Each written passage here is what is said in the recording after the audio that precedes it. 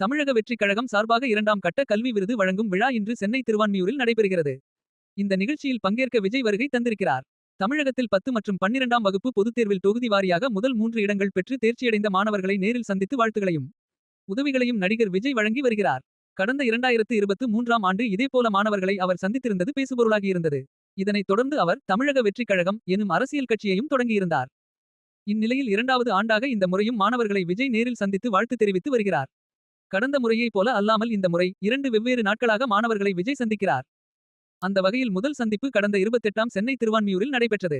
இதில் அரியலூர், கோயம்புத்தூர், தர்மபுரி, திண்டுக்கல், ஈரோடு, கன்னியாகுமரி, கரூர், கிருஷ்ணகிரி, மதுரை, நாமக்கல், நீலகிரி, புதுக்கோட்டை, ராமநாதபுரம், சேலம், சிவகங்கை, தென்காசி, தேனி, தூத்துக்குடி, திருநெல்வேலி, திருப்பூர், விருதுநகர் ஆகிய மாவட்டங்களைச் சேர்ந்த மாணவிகள் கலந்து கொண்டனர்.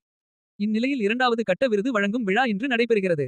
சென்னை திருவான்மியூரில் தனியார் மண்டபத்தில் நடைபெறும் இந்த விழாவில் செங்கல்பட்டு, சென்னை, கடலூர், கள்ளக்குறிச்சி, காஞ்சிபுரம், காரைக்கால், மயிலாடுதுறை, நாகப்பட்டினம், பெரம்பலூர், புதுச்சேரி, ராணிப்பேட்டை, தஞ்சாவூர், திருவள்ளூர், திருவண்ணாமலை, திருவாரூர், திருப்பத்தூர், திருச்சி, வேலூர், விழுப்புரம் என 19 மாவட்டங்களைச் சேர்ந்த மாணவியர் பங்கேற்கின்றனர். இவர்களுக்கு வாழ்த்துகளையும் பரிசு பொருட்கள் மற்றும் உதவித் தொகையையும் விஜய் வழங்குகிறார். 740 மாணவர்கள், அவர்களுடைய பெற்றோர்கள் என மொத்தமாக 3500க்கும் அதிகமானோர் இந்நிகழ்ச்சியில் பங்கேற்கின்றனர். கடந்த முறை அதிகாலை 6 மணிக்கே விஜய் நிகழ்ச்சி நடைபெறும் இடத்திற்கு வந்துவிட்டார். இந்நிலையில் இன்றும் 7 மணியளவில் மண்டபத்திற்கு வந்திருக்கிறார். அரசியல் கட்சியின் தலைவராக மாணவர்களை சந்திப்பது இதுதான் முதல் முறை என்பதால் அவர் என்ன பேசுவார் என்கிற எதிர்பார்ப்பு அதிகரித்து வருகிறது. சமீப நாட்களாக அவருடைய நடவடிக்கை தமிழக அரசுக்கு ஆதரவானது போன்று இல்லை. அதே நேரம் வெளிப்படையாகவும் மத்திய அரசை எதிர்க்கவில்லை. இப்படி இருக்கையில் அடுத்த கட்ட அவருடைய நடவடிக்கை குறித்து அரசியல் ஆர்வலர்கள் பலரும் ஆருடம் கூறி வருகின்றனர்.